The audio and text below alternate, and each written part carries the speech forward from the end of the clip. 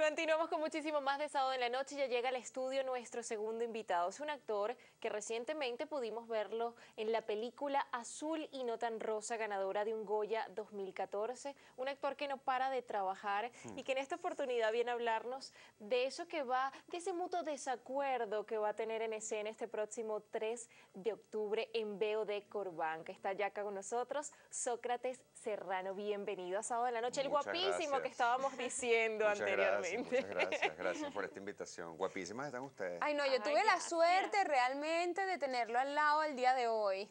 Disculpe, pero yo también lo tengo al lado. Ay, Gaby, lo siento. Me perdí. Gaby estuvo en España con nosotros. Yo lo tuve más En días la a mi ceremonia lado. del Goya, estuvo por allá cubriendo el evento del Goya. Ay, sí, ya sí. no me caes tan bien, Soc.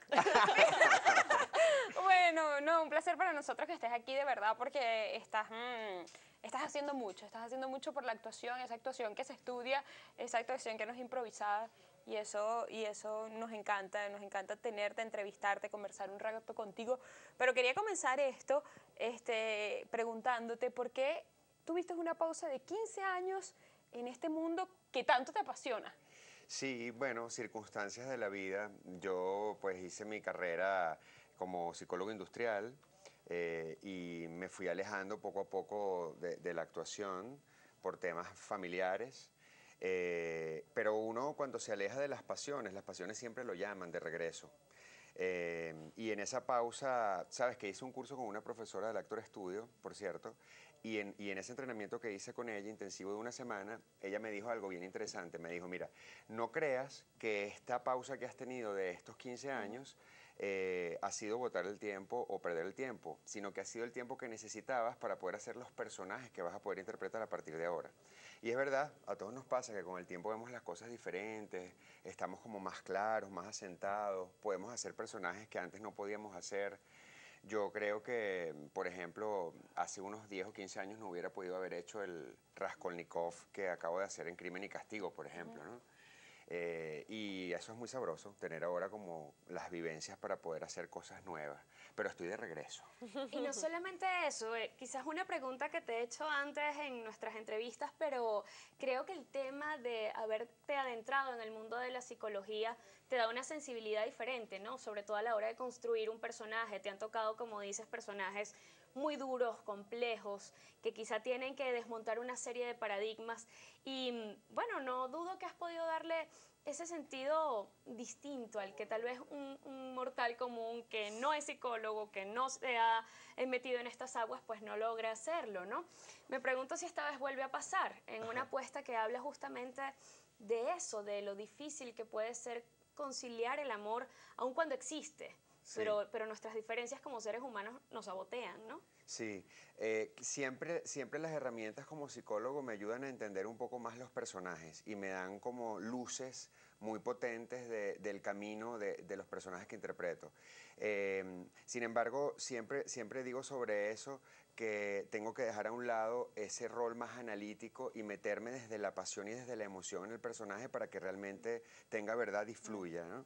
En este caso con De Mutuo Desacuerdo, que es la obra en la que estamos ahora, Ignacio, que es el personaje que interpreto, es completamente opuesto a mí. Es un personaje visceral, expansivo, explosivo, muy gestual, ¿sí?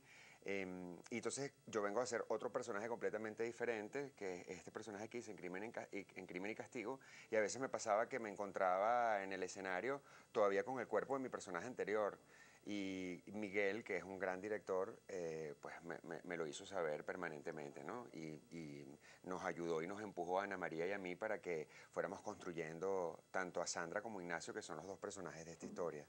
Para Sócrates, hoy por hoy, que es un gran actor de nuestro país. Muchas gracias. Un actor que vive cada uno de esos personajes por esa sensibilidad que estaba diciendo Rocío. A la hora de escoger un personaje, de representar a alguien, ¿lo haces más porque te llama o porque sientes que es el personaje que te va a llevar a los titulares o que es el personaje que necesita estar en ese momento porque está en boga o porque es el tema que se debería tratar por el momento? Tú sabes que yo soy de los que cree que nosotros los actores tenemos que escoger los personajes a través de los cuales podamos decir las cosas que queremos decir. porque nosotros los actores tenemos un rol social y de impacto social importante también. Entonces, a través de nuestros personajes decimos cosas. Y yo creo que eso para mí es lo que me mueve. ¿Qué es lo que me interesa de un personaje? Antes de este proyecto y del proyecto anterior en teatro, dije algunas cosas que no, porque eran personajes que no me interesaban, y no para menospreciar los proyectos que me habían ofrecido, sino que me interesaban personajes a través de los cuales podía decir cosas, porque la maravilla de la actuación es que puedes llegar a muchas personas a través de los roles que interpretas. Y con este personaje de Ignacio y con esta obra vamos a decir muchas cosas con respecto al desencuentro y al desamor, al amor y al desamor, que tiene que ver mucho con lo que nos pasa a nosotros como sociedad en este momento. Estamos un poco perdidos y nos ha costado mucho reconciliarnos y trabajar desde nuestras diferencias. Y eso es lo que le pasa precisamente a estos dos personajes, tanto a Sandra como a Ignacio. Están juntos, han tenido un matrimonio de 12 años, pero tienen 3 meses de haberse divorciado y tienen que verse porque tienen un niño de 9 años que los obliga a verse y a ponerse de acuerdo. Y todavía se quieren, pero cada vez que se ven hay una gran explosión entre ellos. Entonces, esa mezcla de te quiero pero te odio, y cómo hago con esto, porque además tenemos un hijo que se convirtió como una especie de amenaza en el colegio, los motiva a que tienen que resolver ese conflicto que tienen. Y pues eso es lo que me parece interesantísimo de este personaje. Creo que muchas personas se van a sentir muy identificadas y no puedo contar el final de la obra, pero lo porque si no Miguel sale por ahí por la cámara, ¿sabes? Te agarra por el cuello y te saca de la entrevista. Exacto, llega Miguel aquí a decir, no, ¿cómo es eso? Pero lo interesante es ver el viaje de ambos personajes, tanto el personaje que interpreta Ana María, que lo está haciendo, por cierto, estupendamente, como el personaje de Ignacio, el viaje dramático que tienen ambos y cómo realmente van descubriendo un espacio de conexión desde las diferencias, que es un poco lo que nos hace falta a todos nosotros, porque podemos convivir a pesar de que seamos distintos, pero vivimos peleando, no nos terminamos de poner de acuerdo, y es una pelea interminable, desgastante, agotadora. Entonces, lo maravilloso de esta obra, que es universal, el tema que trata es, bueno, mostrarle a las personas que van a ir al teatro cómo efectivamente estos encuentros pueden ser explosivos, pero cómo al mismo tiempo también puede haber espacios de conexión en función a un elemento común, que en el caso de ellos dos es su hijo de 9 años. Bueno, es un poco como trasladar la realidad del país a una pieza teatral, digamos. Sí. Se nota en todas tus palabras pues la pasión que sientes por la actuación. y me gustó mucho unas palabras que dijiste en una entrevista en las que decías que en un momento te debatiste entre ser infeliz y ganar dinero. Ajá. O ser feliz y bueno, y ser un pata en el suelo, digamos, con la actuación. ¿Qué le recomendarías a todas las personas que nos están viendo en este momento y que precisamente por la situación en que nos encontramos actualmente en el país se debaten justamente entre esa dualidad? Sí, es complejo. Sin embargo, la pasión siempre es lo que te hace conectarte con las cosas correctas. Es decir, no hay cosas absolutamente buenas ni cosas absolutamente malas, pero cuando haces lo que te apasiona, haces lo que quieres de verdad, eso termina siendo productivo al final del camino. Claro, hay que tener mucha habilidad y mucha inteligencia y sentido común. Yo siempre uso una frase que para mí es muy importante, que es optimismo con cable a tierra. Hay que hacerlo, hay que ser optimista, hay que seguir por la pasión, pero siempre con un cable a tierra. Y por ejemplo, en este momento para nosotros, por ejemplo, esta obra de teatro para mí es un experimento importante, porque no solamente estoy actuando, sino que también estoy produciendo junto a Miguel Ferrari. Y es una manera de buscar esa conexión entre un espacio del arte, de hacer un trabajo artístico de calidad, pero que al mismo tiempo sea productivo y que sea productivo para muchas personas. Yo creo que esa es la mezcla y la conexión, digamos, inteligente. Claro, hay que recorrer un camino para darse cuenta de muchas cosas y para poder utilizar una mezcla de intuición y sentido común, que es tan importante, ¿no? De todo lo que estás diciendo no puedo evitar recordar una frase que no es mía y se la voy a atribuir a quien la dijo, a Patricia Velázquez, cuando la entrevisté días atrás, y me comentaba: cuando buscas el éxito pensando solo en ti, puede que lo logres, pero si lo buscas sabiendo que ese éxito puede repercutir en otros y le va a cambiar la vida a otras personas, con certeza lo vas a lograr, ¿no? Y creo que pasa muchísimo con el teatro, porque el teatro es una excelente ventana para aprender a pensar en cabeza propia, para desarrollar el criterio, que es una cosa tan complicada, ¿no? No es lo que me dice uno o el otro, es lo que yo tengo la capacidad de evaluar y saber si es bueno o malo. Y bueno, me genera curiosidad saber si tú sientes que tienes esa responsabilidad en tus trabajos. Por ejemplo, lo que pasó con Azul y no tan rosa. Sí. Un valiosísimo aporte para un tema que, a pesar de los modernos que nos creemos, pues todavía genera controversia. Sí, Azul y no tan rosa para mí fue maravilloso. Fue una experiencia fantástica que, bueno, donde eso que yo comentaba hace un momento de representar personajes que impacten en los otros, realmente fue absolutamente potente con la película, porque Fabricio, que fue el personaje que interpreté allí, gracias a Miguel, fue un personaje que tocó muchas almas, muchas personas que habían sido rechazadas o que habían sido discriminadas por su preferencia sexual, se sintieron muy conectadas y muy identificadas con este personaje. Yo todavía no termino de recibir mensajes por redes sociales, personas que se me acercan en la calle o en algunos eventos para hablarme del personaje y de la conexión emocional que hubo con el personaje y para agradecer. Y yo siempre les digo, bueno, gracias a ti y las gracias no son solo para mí, es para un equipazo y principalmente para Miguel, que fue el creador y el papá de toda esta historia, pero para todo el equipo que estuvo detrás de la película. Efectivamente sí, estos personajes como este hacen que los actores trasciendan, pero es interesante cuando eso ocurre a través de la conexión realmente de muchas almas, que es un poco lo que hizo Miguel con Azul y no tan rosa. Y para mí es una fortuna haber interpretado un personaje como este y haber tenido la posibilidad de hablarle a muchas personas y de mostrarle al mundo otra parte de la verdad, porque estos temas que se tocan en Azul y no tan rosa son temas que han estado o que habían estado durante mucho tiempo llenos de tabúes, de visiones muy pacatas, muy polares, muy tontas.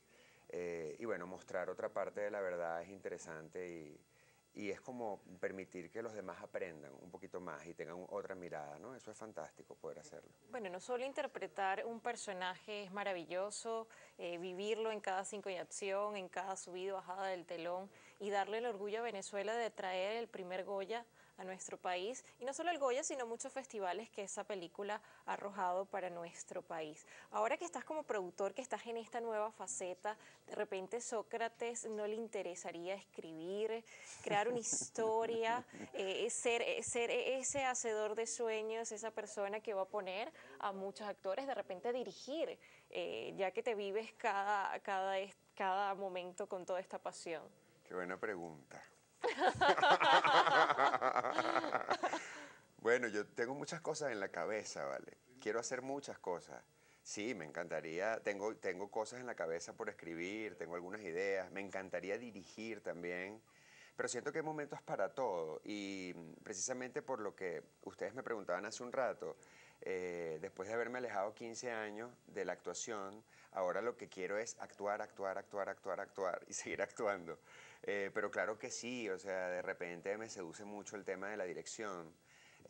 Ahora estando, por ejemplo, compartiendo con Ana María, que por cierto es una experiencia fantástica compartir con ella, porque tiene un sentido del humor genial y hace que los ensayos sean divertidísimos.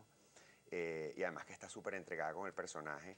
Compartiendo con ella la dirección con Miguel, escuchando a Miguel cómo nos dirige, a veces digo, Dios mío, ¿será que puedo dirigir? Me falta mucho, ¿no? Viéndolo desde afuera.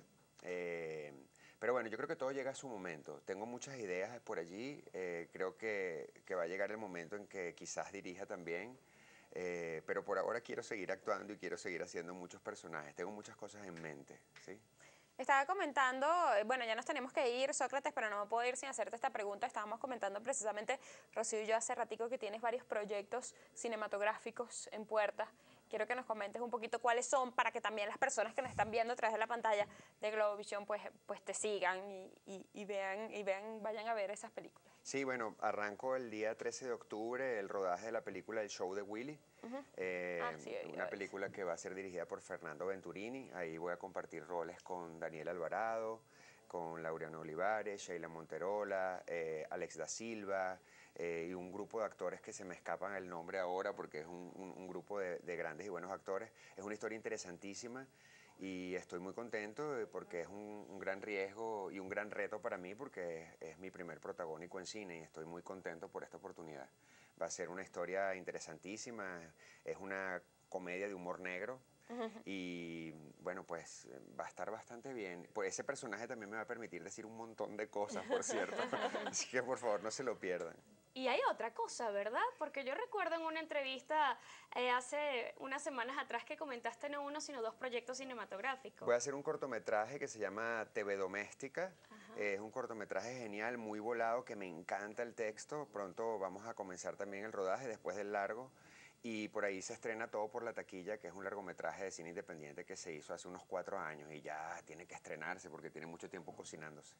Qué bueno, qué grato conversar contigo y además percibir en esa serenidad lo emprendedor que eres, la insistencia en Venezuela, la profundidad del compromiso. De verdad que esta es tu casa, así que Muchas bueno, gracias. mucho éxito y vamos a estar atentos el próximo 3 de octubre en las tablas del BOD, ¿cierto? BOD, en la sala de conciertos del BOD, 3 de octubre. De mutuo desacuerdo. Vamos a un corte y ya continuamos con más de Sábado en la Noche.